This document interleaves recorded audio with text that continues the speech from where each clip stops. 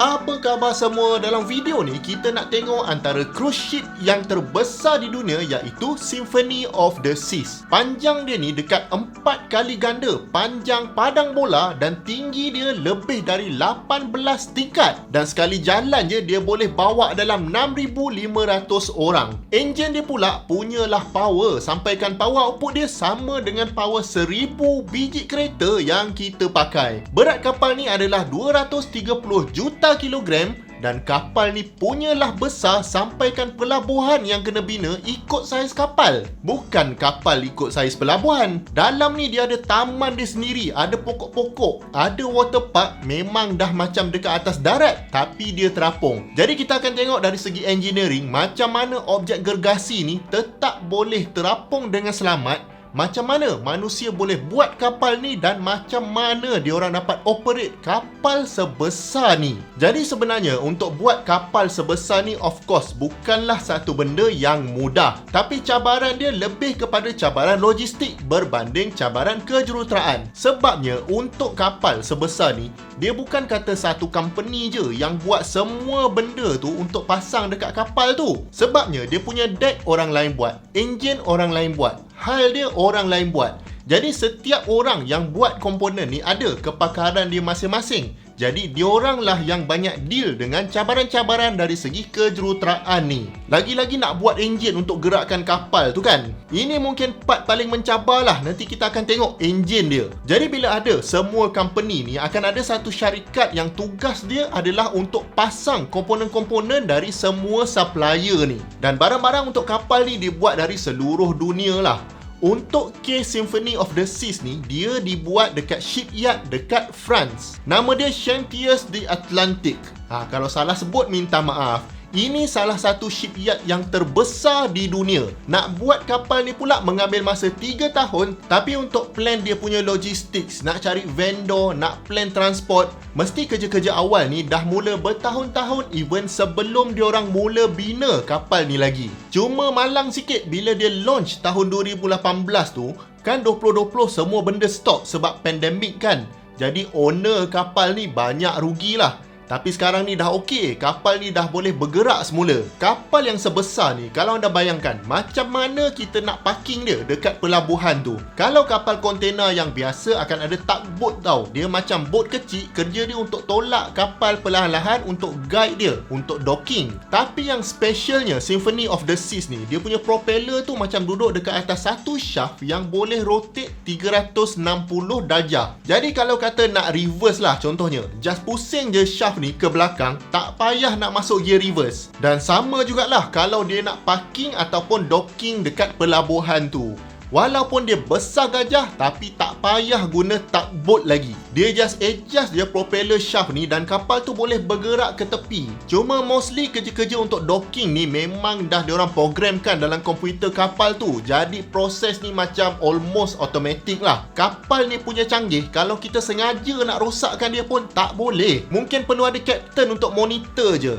Dan memang dekat control room tu ada ruang yang overhang dekat kiri dengan dekat kanan sikit untuk captain tengok lebih jelas belah tepi kapal tu. Kalau tak, memang tak nampak dekat mana nak docking. Jadi kalau untuk docking pun canggih macam ni, untuk navigation lagilah canggih. Memang diorang punya navigation system ni orang kata state of the art lah. Dia bukannya pakai Google Map, pakai Waze yang biasa kita guna tu. Dia jauh lebih canggih daripada tu. Sebab kapal ni sebenarnya terlalu besar untuk manusia handle. Jadi semua bergantung pada komputer. Orang yang ada dekat situ just untuk monitor saja sistem tu okey ke tidak. Even dekat captain seat tu pun tak ada dah roda steering tu. Kita duk bayangkan kapal besar ni dia macam Titanic kan. Ada steering besar yang nampak macam cool tu lah. Tapi kapal-kapal sekarang ni semua komputer yang buat. Lagipun kalau dulu direction kapal ni ditentukan oleh rudder. Dan rudder ni lah yang captain tu kontrol guna steering tu. Tapi sekarang keseluruhan shaft tu bergerak. Jadi memang cara bergerak pun berbeza dengan kapal yang dulu. Yang menggerakkan kapal ni pula adalah 6 biji enjin diesel yang gergasi.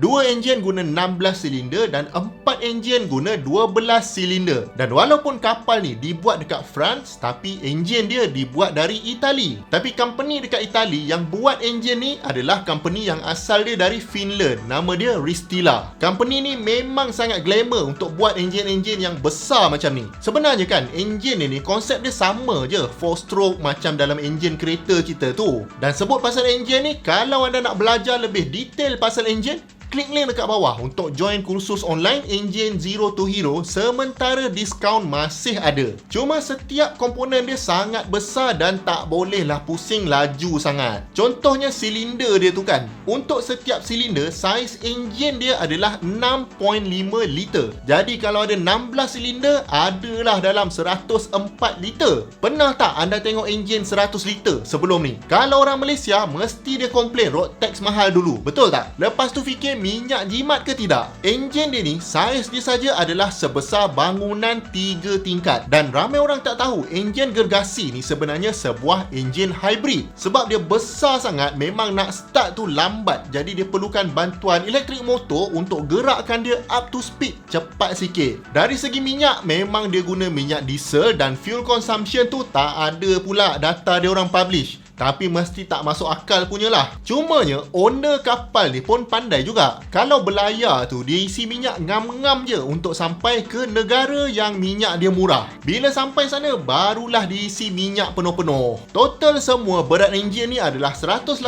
tan. Jadi nak deliver ke France dengan nak install enjin ni memang memerlukan perancangan yang sangat rapi lah. Dan kalau anda fikirkan, enjin kapal ni dia bukan setakat untuk bagi kapal ni bergerak saja tau. Enjin ni juga sangat penting untuk powerkan semua benda yang ada dekat dalam kapal tu. Dan power consumption yang paling banyak adalah untuk electricity lah. Dan elektrik ni pula paling banyak guna untuk aircon dengan untuk heater. Cuba anda bayangkan, bayar ribu-ribu nak naik cruise ship ni, sekali tak ada aircon, boleh mengamuk dibuatnya. Antara sistem lain yang paling penting dekat atas kapal ni adalah bekalan air. Air tu sebenarnya diambil dari air laut. Kemudian diorang proses air tu sampai boleh minum. Kalau setakat air basuh tangan ke, air mandi ke, memang diorang akan panaskan air laut tu sampai mendidih. Uap tu diambil dan convert jadi air semula. Jadi dapatlah air suling. Maknanya air dekat atas kapal ni kan lagi bersih dari air yang kita guna untuk mandi dekat rumah kita tu. Untuk operate kapal ni pula, kalau anda nak tahu, ada lebih dari 1000 kru yang bertugas.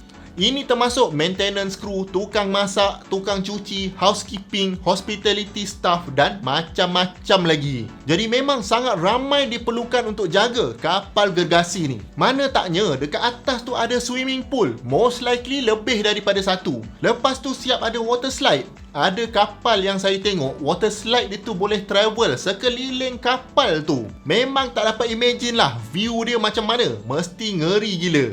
Ada tak antara anda yang menonton ni pernah naik cruise ship sebelum ni? Cuba komen dekat bawah pengalaman anda dan jemput tonton banyak lagi video-video best dekat sini dengan dekat sini. Jumpa lagi di video yang akan datang.